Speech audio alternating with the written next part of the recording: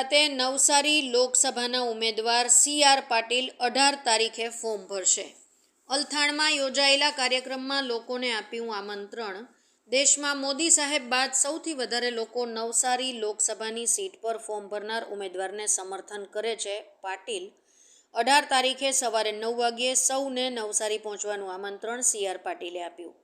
18 એપ્રિલે 12 વાગ્યે CR પાટીલ નવસારી લોકસભા પરથી ઉમેદવારી ફોર્મ ભરશે।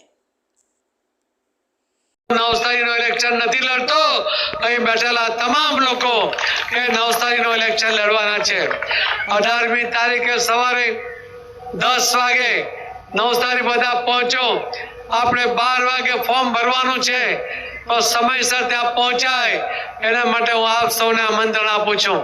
આપ દર વખતે આશીર્વાદ આપવા માટે ફોર્મ ભરતી વખતે આવો છો।